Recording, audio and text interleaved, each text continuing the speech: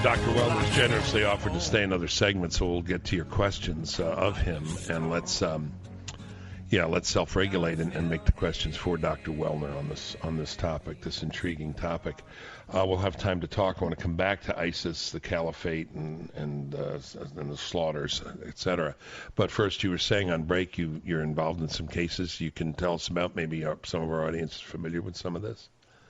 Well, some of them are not yet public record, but certainly what I'm up to my neck in right now is the New York trial of the person who's accused of kidnapping and killing Eitan Pates, who was missing for so many years and has never been found. It really illustrates just the difficult challenge of forensic psychiatry. So these are always very difficult issues to sort through, and I respect. I respect our taking our time to sip it like coffee. Good. Thank you. Thanks for letting us in on that. So the dream of the caliphate, which is part of the faith here, the true believer, means that you look what? You tell me what the right phrase is, Dr. Welner. You look the other way. You say, well, the end justifies the means. I'm not really for beheadings, but, this is the way we get there. I think of that stupid old joke I learned when I was a kid about the kamikaze pilots. The guys announces to all the future kamikaze pilots, you go up in your plane, you're loaded with explosives, you aim your plane toward the American ship, and it blows up, and you die for the glory of Japan. Any questions? The guy says, what are you, out of your mind?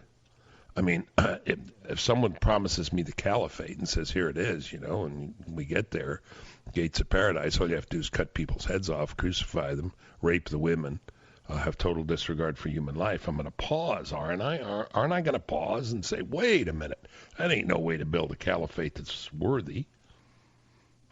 Well, I think we have to appreciate, those of us who are not as familiar with Islam as others, that the idea of a caliphate runs to the core of the idealized version of Islam and its own revival. There has not been a caliphate for 1,000 years, and al-Baghdadi, who declared himself to be the caliph, is actually from the appropriate family line of Muhammad.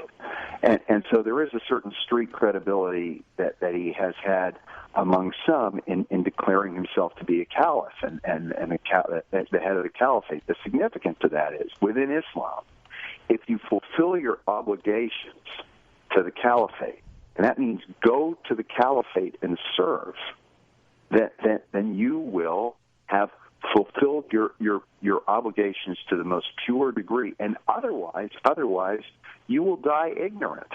So for someone who's extremely devout, if they believe in what he's pitching, that's why this is very much like something messianic. Well, then they're going to buy into it.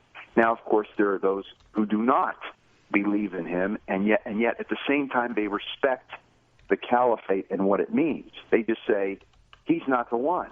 And these aren't the circumstances under which it will come. And so it's very similar to those who may have read Erich Fromm, a true believer, and in appreciating fascism and how folks who use the public communication apparatus like Hitler and other fascist leaders are able to mobilize people to just great intensity for that cause. And then when you throw religion into there, and the idealized form of religion that so many people share, all bets are off. All bets are off. I got it. Quickly, how do we, we'll have a longer segment coming up, but we have a minute here. How do we combat this? What's the first and most obvious way? There are ways that we can combat it among our own citizens. And I don't see that we can't combat this unless we're militarily involved, because it's not going away. Okay. People who do things in the name of faith and in a way that gathers momentum from, for example, Boko Haram declaring allegiance and others declaring allegiance and gathering more land, that they're not going away. And the reason we don't experience it, we don't appreciate this, is that they're going after Muslims first. That's their first target. So we have a lead time, and we've been through this before as a country. You either get the problem when it's small, or you have to deal with a problem when it's much bigger. Join Dr. Michael Welner, forensic psychiatrist, chairman of the forensic panel, architect of the depravity scale. We're talking about the depravity of ISIS, the appeal, the longer-run objective of people who join, the establishment of the caliphate, how to counter it.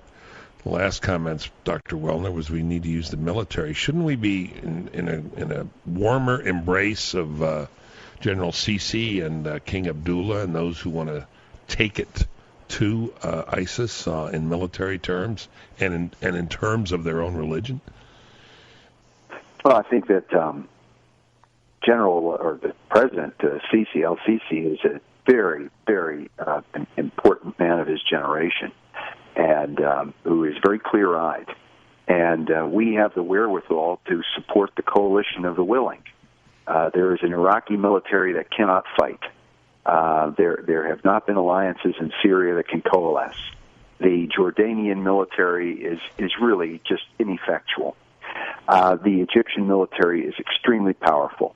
They're American armed. There's a traditional alliance that goes a long way. As far as I'm concerned, and I say this as a very proud supporter of Israel, I see President El-Sisi as a man of peace. He is not a troublemaker. He's not looking as Nasser before him to establish his own hegemony, and he is naturally aligned with the United States. Egypt didn't kill 243 U.S. Marine servicemen. Yep. Iran did. Yeah. All right, and Egypt didn't take American hostages.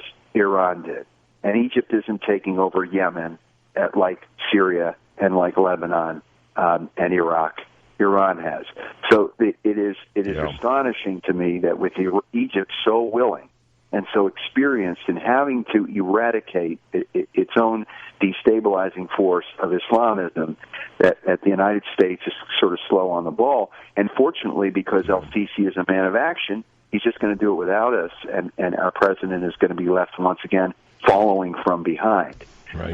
But I think that El-Sisi, as far as I'm concerned, he's a man who I don't want to overstate this, but he is the man of the hour. He is the man who can make a difference in a vacuum. I agree with you.